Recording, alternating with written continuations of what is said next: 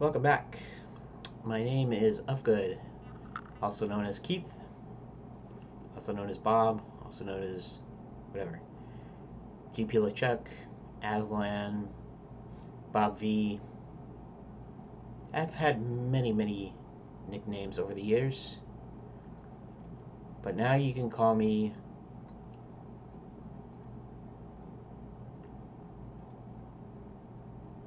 Superman. Okay, just kidding. Alright, so I didn't find an answer to my little riddle there where, okay, let's go back to scenes, hit play. And that's just because gravity is there, and so that's actually kind of how it should work anyways. I don't know why it wasn't doing what it said, because it would do that and it would stop. um, uh, it would go a short way and then stop like it was saying, but it doesn't do that when I'm in the prefab. So, and so far all the instructions I had were for the prefab, so I don't know what the deal is with that. But so now I'm just gonna go ahead and continue, and if we can't get them to move, then I'll try to figure out what the problem is later. Okay, so 15 coordinates in Unity. Positions and directions in Unity work in 3D coordinates represented X, Y, Z. Together these make a vector. You'll find out more about vectors in the next tutorial. A scene has a global definition of these directions that you can see in the top right of the scene window, which is that. So, I see. Interesting. Oh, so we got an orthographic, huh? And then we got, I forget what it is. Is it control or is it shift or alt? I forget now. Okay, there we go. Back into kind of a perspective mode. Um,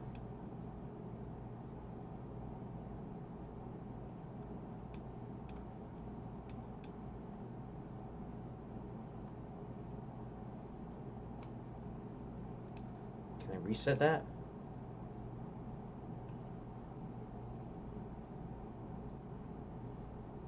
Front.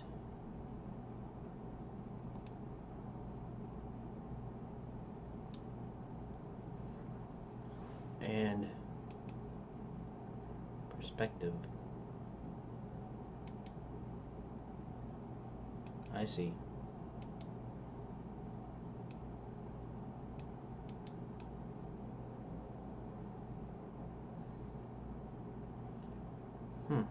Interesting.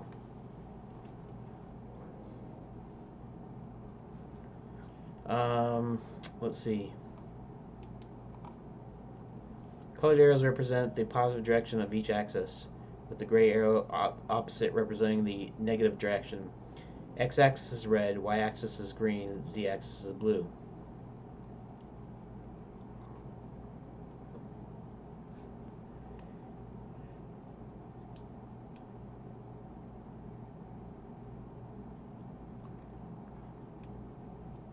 X and Y.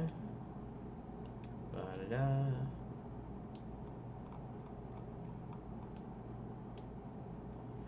Okay.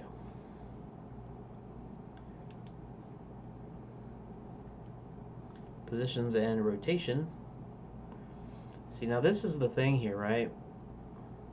If Z is depth, Z is depth here, but Z is height in Blender. So three things are a little bit different. Positions and rotation. Game objects without parents in the scene all have positions relative to the scene's origin. 0, 0, 0. Game objects with parents all have position relative to their parent. However, since game objects can be rotated, a child's relative or local position will be in their parent's rotated coordinates. It is these local coordinates or axes that the rigid body constraints refer to. Let's have a look at the local axes in the John Lemon game object. Select the John Lemon game object and look at the scene view. Okay, so before I do anything, let's do this, that,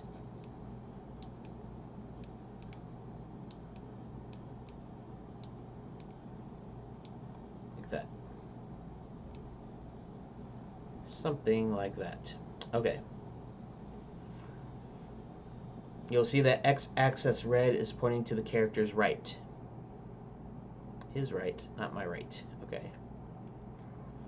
The y-axis green is pointing upward. The z-axis blue is pointing forward. So what constraints should your character have? Your character needs to be able to move forward and from side to side. There's no need to constrain its x or z position, however. It's important that it doesn't move up and down. To stop that, enable the freeze y position checkbox.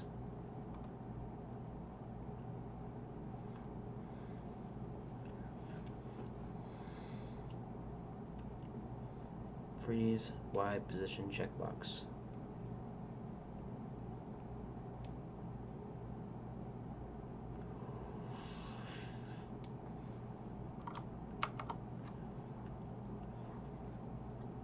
Okay, let's check out the rotate.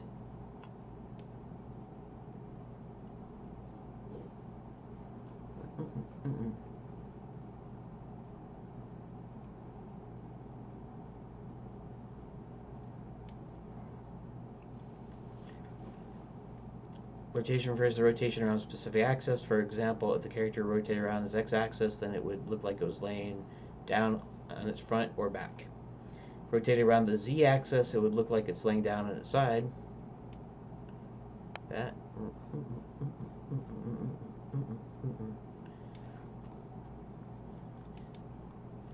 John Lemon shouldn't move in either of these ways, so enable the freeze, rotation X, and freeze and Z checkboxes.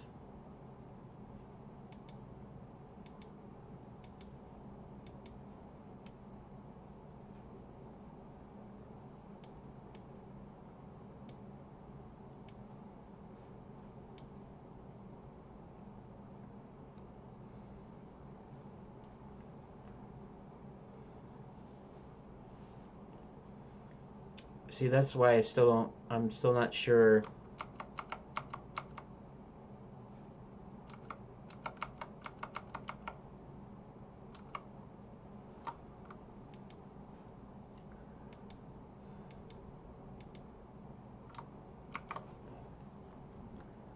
If we're supposed to be doing this in the prefab or not. Rigid body component is now set up, and your character will react to the physics system. However, it doesn't really have any special physical presence in the scene yet. Nothing can bump into it, and it can't bump into anything else. In order for it to have physical presence on the scene, it needs a collider. Okay, I get that.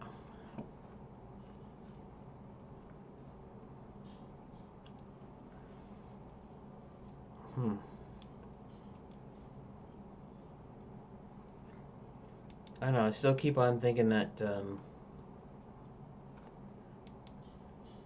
something wrong here.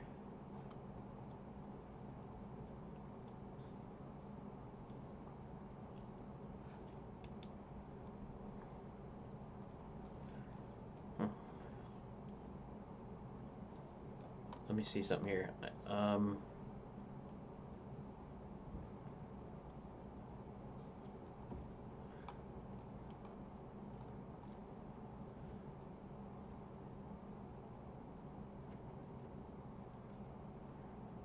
That doesn't move up or down. To stop that, enable freeze Y position Y checkbox. Oh, I see. So now gravity isn't going to be affecting it, I guess, because you're freezing the Y position. I guess he doesn't jump, so.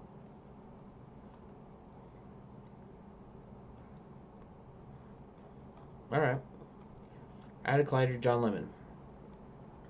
Collider is a general term that covers a number of different components. Colliders define the shape of an object for the purpose of physical collisions. allowing your character to hit things and be hit.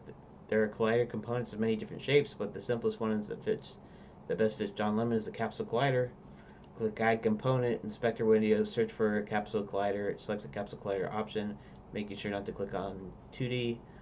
Currently, the Capsule Collider doesn't really cover the model, so collisions in the game won't work properly. You need to resize and reposition the Capsule Collider so that it approximates John Lemon's shape. Change the Capsule Collider's height property to 1.4 in the center to 0.70.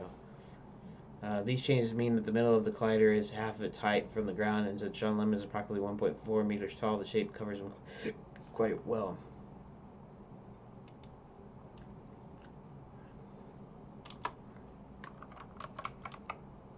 Capsule collider.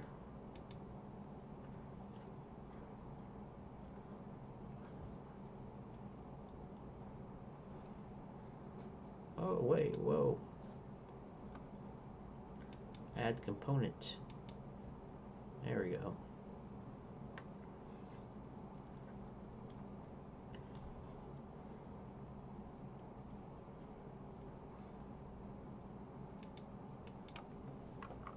.4 and center 0.70.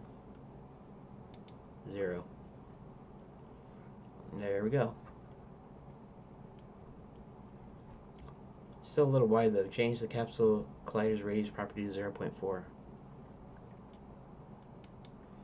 0.4. 0.4. Alright.